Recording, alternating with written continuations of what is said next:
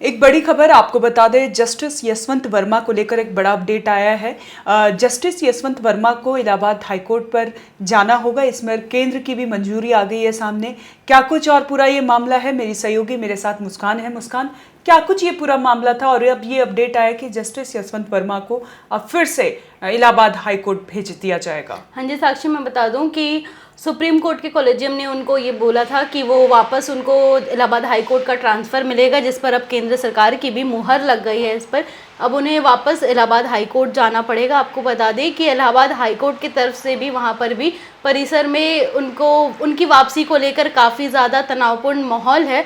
वहाँ पे भी लोग इसका बहिष्कार कर रहे हैं उनका कि अगर वो इलाहाबाद वापस आते हैं इलाहाबाद हाई कोर्ट में, तब भी उनको कोई कामकाज नहीं दिया जाएगा, वो किसी केस की सुनवाई नहीं करेंगे। ऐसा वहाँ पे प्रोटेस्ट चल रहा था, लेकिन अब सरकार की भी इस बात पर मुहर लग गई है कि वो वापस इलाहाबाद हाई कोर्ट जाएंगे। बता दें कि वो इलाहाबाद हाई कोर्ट के ही जस्टिस थे पहले, वहाँ पे ही वो सुनवाई और बाकी कार्यवाही करते थे, लेकिन उसके बाद फिर वो दिल्ली हाई कोर्ट में उनका ट्रांसफ़र हो गया था। अब जो खबरें सामने आ रही थी कि उनके घर से काफ़ी ज़्यादा भारी मात्रा में अधजले नोट मिले हैं, उसको लेकर ये कार्रवाई की गई है। जी मुस्कान, आपको हम तस्वीरों में भी दिखाएंगे कि किस तरह से ये पूरे अधजले नोट उनके घर से मिले हैं। घर से मतलब कि उनका जो स्टोर रूम था वहाँ पर ये नोटों की बोरियां रखी गई थी, जिसमें 500 के कई सारे नोट थे और ये अधजले नोट वहाँ पे मिले हैं। और बताया भी जा रहा था कि जिस समय ये घटना हुई तो उस समय जस्टिस यशवंत वर्मा घर पर मौजूद नहीं थे। उनको भी उनके कोई गार्ड ने सूचित किया कि ये घटना घट चुकी है।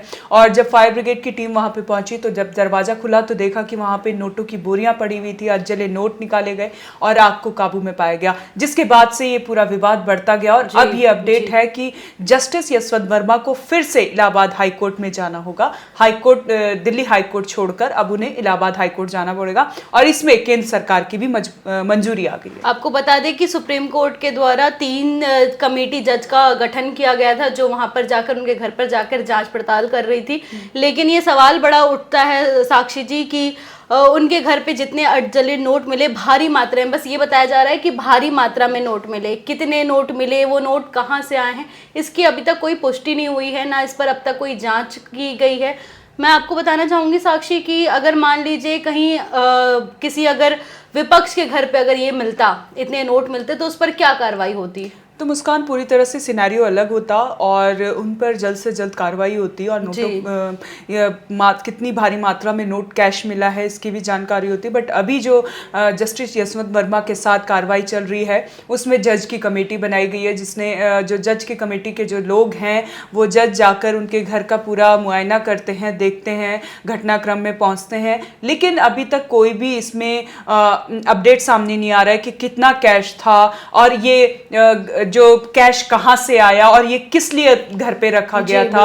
और जस्टिस यशवंत वर्मा की तरफ से ये सफाई सामने आई थी कि ये कैश ये उनको भी नहीं पता कि कहां से आया है। तो ये बड़ी बात है, ये बड़ी खबर है कि ये जो विवाद है बढ़ता ही गया और अब उनको दोबारा से इलाहाबाद हाईकोर्ट में जाने के लिए केंद्र सरकार ने भी मंजूरी दे दी है। आपको बता दें साक्षी जी कि जब उनके घर पे कैश बरामद हुए, इतने सारे जले नोट मिले, ये सारे नोट कहाँ से आए, उनके पास इतने कैश कहाँ से आए, ये सारी चीज़ों के अब तक कोई खुलासा नहीं हो पाया है। ना इसको लेकर किसी चीज़ की कमेटी बिठाई गई है, ना अब तक सीबीआई पहुंचा उनके घर पे, ना ईडी पहुंची। आपको बता दें कि जब सुर्खियों में मीडिया में जब ये खबरें सुर्खियाँ बनी तो काफ़ी तर्क वितर्क होने लगे, इस पर कई सवाल भी खड़े होने लगे, लोग भी अपनी राय देने लगे।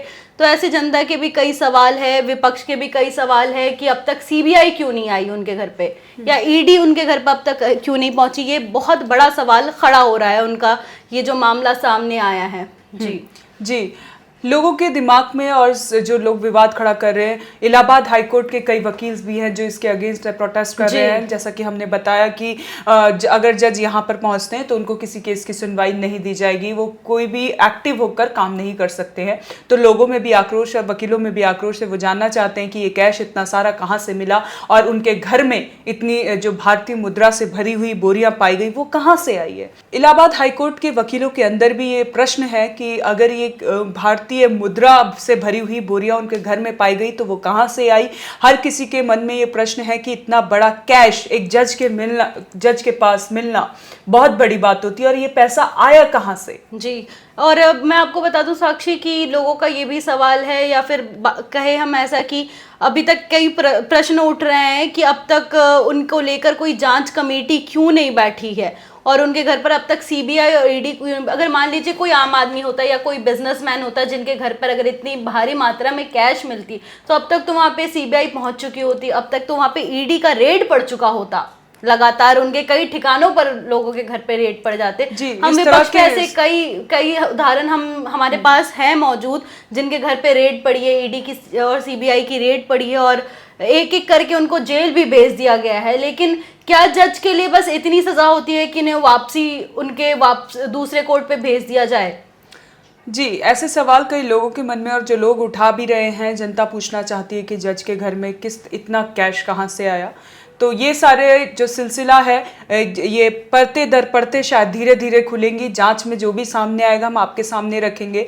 और फिलहाल अभी जो जस्टिस यशवंत वर्मा को इलाहाबाद हाई कोर्ट में भेजने के लिए केंद्र सरकार की भी मंजूरी सामने आ गई है। तो मैं बता दूं साक्षी कि इस पर एक के बाद एक कड़ियां खुलती जा रही है। वैसे कि अब तक ज़्यादा अपडेट तो आया नहीं है सामने, लेकिन अब इस खबर पर जो है जस्टिस यशवंत वर्मा के वापसी इलाहाबाद हाई कोर्ट के जाने पर मुहर लग चुकी है। अब केंद्र सरकार ने भी इस पर मंजूरी दे दी है। तो इस खबर पर ज़्यादा अपडेट के लिए बने रहें ONOG न्यूज़ के साथ। धन्यवाद।